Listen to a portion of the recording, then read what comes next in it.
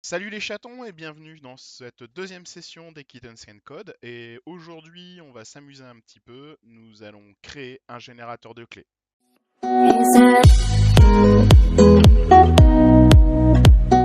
Nous allons aujourd'hui travailler sur un générateur de clés qui a été intégré dans un logiciel de façon commerciale jusqu'au 1er novembre 2007. Si je vous le donne aujourd'hui, c'est qu'en fait la sécurité a changé dans ce logiciel aujourd'hui. La clé que vous avez n'est plus en fait valide pour activer le logiciel. Et en même temps, comme je ne peux pas vous donner non plus la totalité d'un générateur de clés fonctionnel, les valeurs incluses dans le tableau seront volontairement faussées. Là, on va juste regarder en fait comment faire un générateur de clés avec des petites sympathies, étant donné qu'aujourd'hui nous allons découvrir donc, comme je vous disais, les tableaux. Donc, qu'est-ce qu'un array ou un tableau? C'est en fait un espace de stockage où vous allez pouvoir rentrer toutes vos infos et qui vont être stockées dans des petites cellules qui vont être numérotées à partir de 0. C'est-à-dire que si par exemple vous voulez dans le tableau 1 ce qu'il y a dans la cellule 2, donc vous faites donc afficher ce qu'il y a dans le tableau 1, cellule 2. Et ça arrivera, ce sera toujours la même valeur qui arrivera du moment que vous l'avez en fait stocké. On a des tableaux donc soit dynamiques, que vous pouvez remplir au fur et à mesure, soit des tableaux dits statiques, c'est-à-dire qui ont été pré-remplis et on n'y touche plus. Là, aujourd'hui, c'est ce que nous allons voir. Nous allons avoir le droit en fait à un tableau statique qui va nous permettre pour la génération. Et nous allons avoir un tableau dynamique dans lequel nous allons mettre en fait notre pseudo. Si vous êtes prêts mes chatons, vous connaissez la procédure maintenant. Vous faites fichier, nouveau, projet. Donc on va rester sur le WPF. Hop, et on va l'appeler Keigen tuto. Par euro tuto. Voilà. Donc si vous avez regardé la première vidéo des chatons peuvent coder, vous n'allez pas être perdu. On se retrouve donc sur notre interface pour créer l'UI. On va faire comme la dernière fois, ça va être beaucoup plus simple parce que sur ce coup-là, nous allons avoir besoin de deux boutons et nous allons avoir besoin de deux textbox. Donc là, très franchement, c'est pas très compliqué. On va avoir une nouvelle petite chose en fait, c'est que maintenant on va utiliser une option qui est if text change dans la textbox du nom, c'est-à-dire que si vous touchez à ce qu'il y a à l'intérieur, automatiquement il va aller chercher la routine de génération. Donc pas besoin de cliquer sur un bouton générer. Donc nous avons dit deux textbox, une, deux, voilà. Là, on va centrer les deux, pof, voilà, tac. On va essayer de faire quelque chose d'assez joli.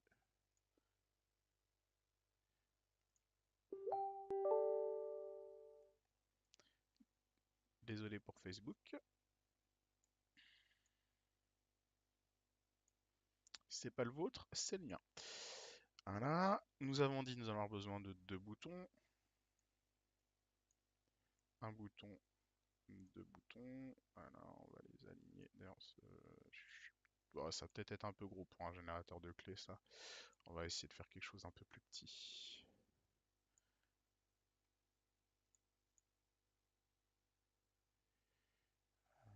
Non, c'est toi qu'il va que je prenne. Voilà, c'est ça. Ah oui, mais du coup, toi, tu viens là. On peut faire encore mieux.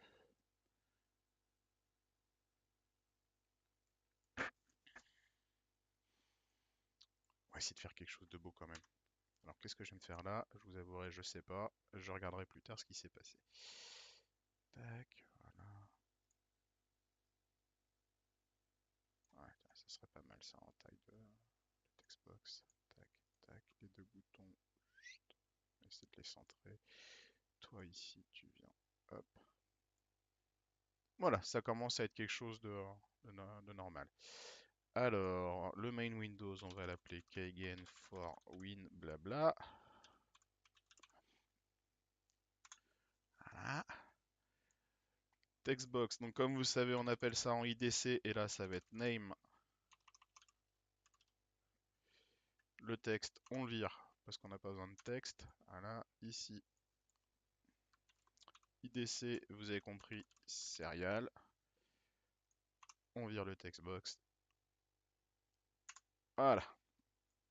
Donc là, nous avons notre UI classique, les boutons. Donc on a dit, hop là, ici, on va faire un IDC about.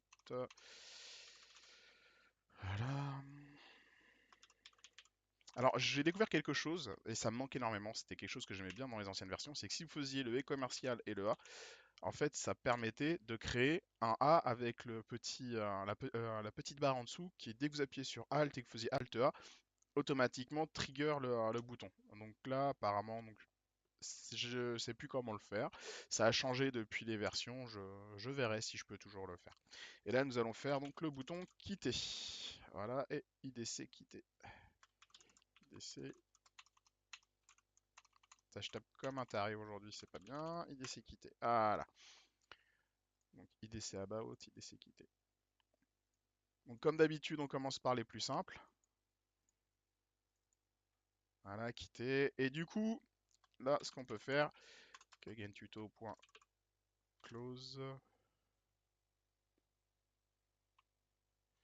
Oh, bah écoute, tu veux pas des.close. Hop, voilà, parce que normalement, il aurait dû être d'accord.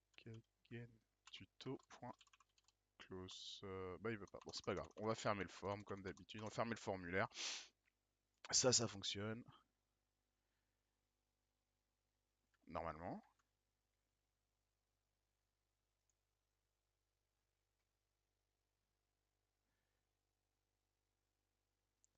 Cela-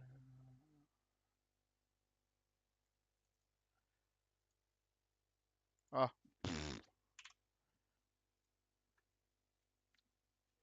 Ah, ah.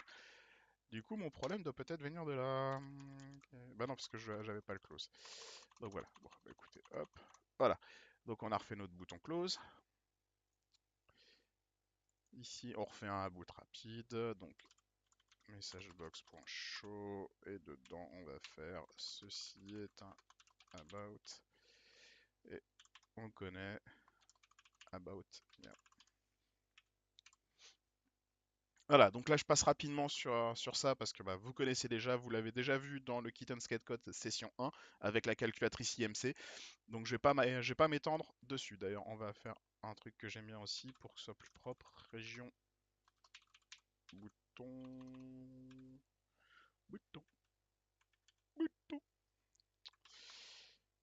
and région. Voilà.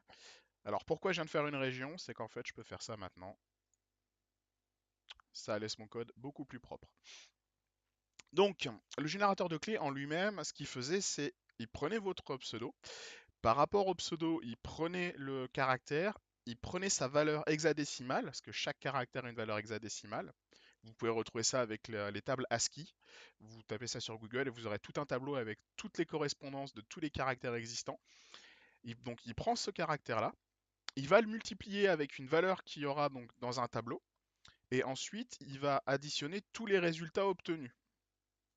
Est-ce que vous voyez un petit peu le principe? Par exemple, donc moi mon pseudo c'est Tiffergen, c'est-à-dire qu'il va prendre on va prendre par exemple les deux premiers caractères, il va prendre le T et le I. Donc le T c'est 74 en hexadécimal, qui va multiplier donc par 0B, qui sera la première valeur qu'il y aura dans le tableau.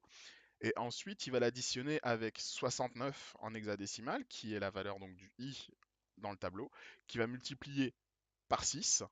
Et ces deux valeurs, donc il les additionne, ce qui fera au total donc 772 en hexadécimal, soit donc c'est 1906 en décimal. Et il va en fait continuer à s'incrémenter comme ça jusqu'à vous donner en fait un numéro de série. Donc c'est parti pour le bousin. Donc ce que nous allons faire, nous avons dit c'est qu'aujourd'hui on n'a pas de bouton donc généré. On va dire que dès qu'on touche à ce textbox-ci, on va modifier ce qu'il y a ici. Donc vous allez dans les gestionnaires d'événements. Et vous allez avoir ces text change ou quelque chose. Alors, voilà, text change, il est ici. Hop, vous double-cliquez dessus. Et ça fait comme si vous avez double-cliqué sur le bouton générer en fait. C'est-à-dire que vous créez ici la partie donc, qui va faire, si ça bouge ici, on va faire ça. Donc ce que nous allons faire, parce que nous sommes des gentils chatons, nous allons quand même essayer de mettre le texte centré. Donc pour centrer le texte, ça va être IDC name.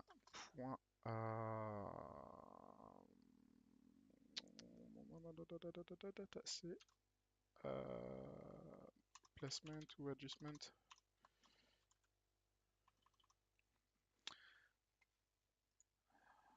C'est pas bien parce que j'ai pas sauvegardé cette partie-là. Je m'étais déjà amusé ce matin.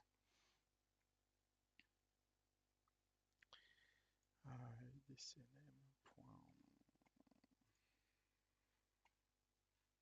Excusez-moi. On va regarder sur ce que j'avais déjà fait. Alors, document, Visual Studio, projet.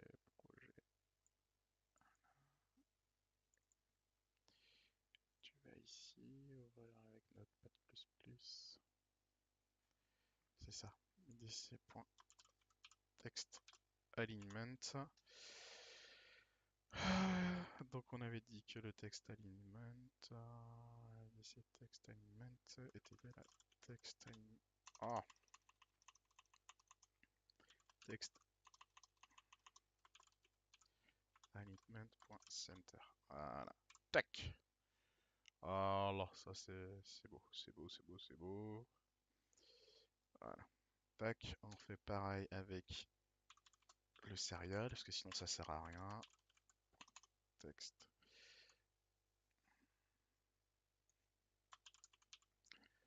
Text alignment est égal text alignment. Oh putain. Je louche. Text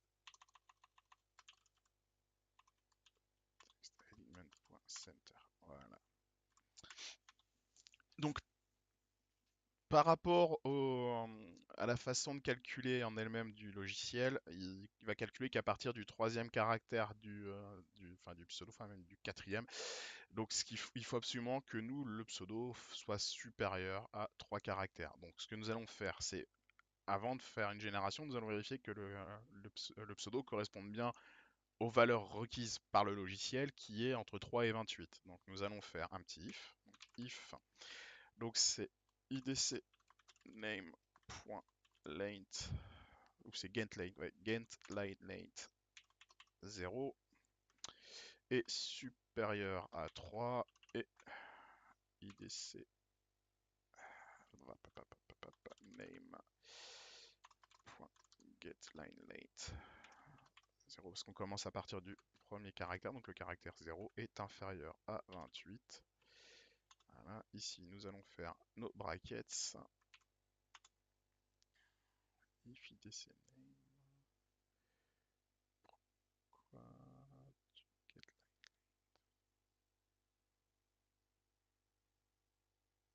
C'est bizarre voilà.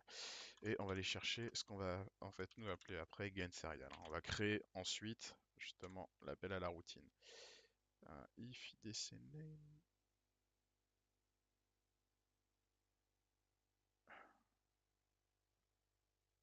IDC name, champ de syntaxe. On va recommencer, hein.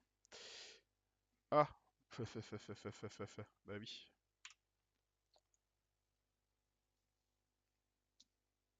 Erreur de frappe. Complètement con. C'est if, ensuite le statement entre parenthèses. Si je mets mon if dans la parenthèse, ça va pas le faire. Et donc là, nous avons le private void ici, et donc nous allons créer un nouveau private void.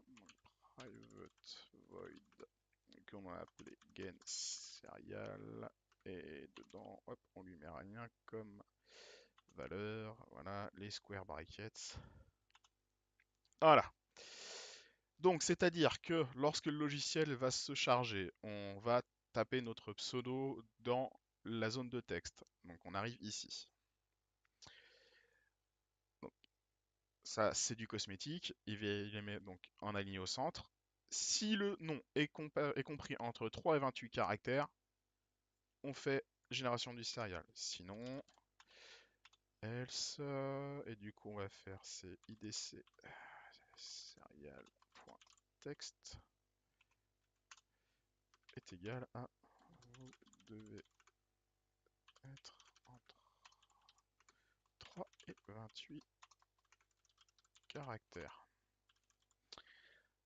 Et ne pas oublier le point virgule. Voilà. Donc le else veut dire que si c'est pas compris dans le if, on fait cette action.